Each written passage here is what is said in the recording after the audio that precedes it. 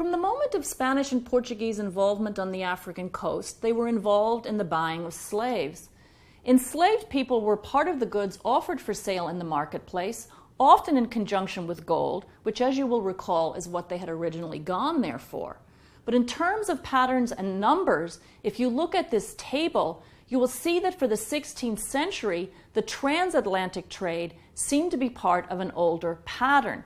You will also see, if you look at these numbers, that the trade to the transatlantic part of the trade was really included trade to the Old World and the Atlantic islands, and also to the Spanish-American colonies. In other words, in the 16th century, a large part of the movement of African people across the Atlantic was still going to Spain and Portugal and to the Atlantic islands that they had settled in the 16th century. But you will also notice, if you look at this table and look at the transatlantic trade, that something very different in scale and volume happened after 1600. For the moment, I'd like to focus on the 16th century. It's important to recognize that there was nothing new about slavery to Europeans in the 16th century when they first went to the Americas. There were a large number of slaves in the Iberian world in the medieval and early modern period. In fact, there were laws regulating slavery in Spain since the 13th century, the Siete Partidas, as they were called, and those laws established the civil condition of slaves as a status descending from the mother.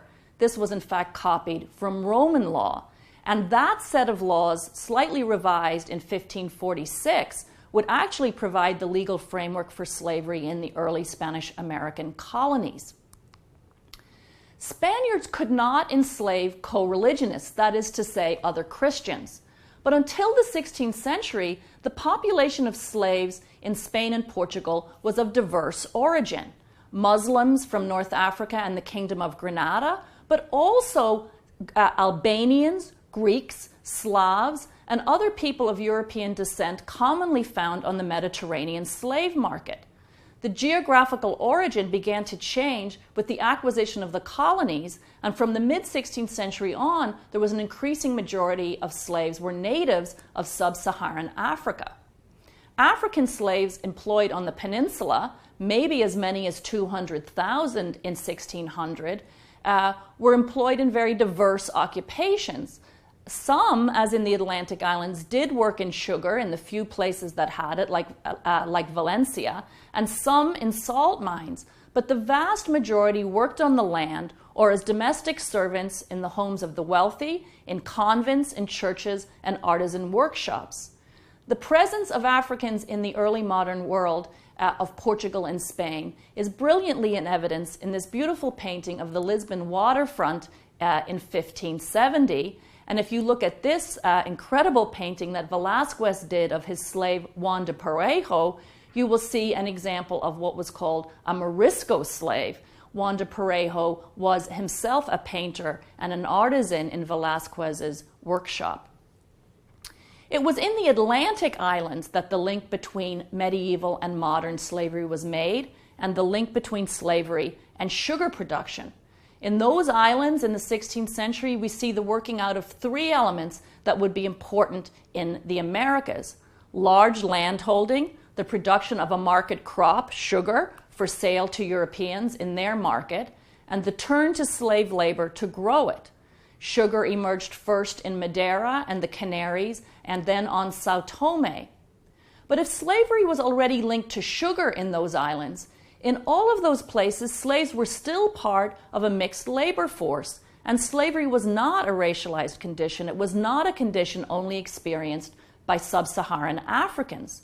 On the Atlantic islands, slaves brought in from West Africa by Portuguese traders joined enslaved natives of the Canaries, Berbers, Moroccans, and Muslim slaves, but also many impoverished Portuguese working the land and working on the island as laborers.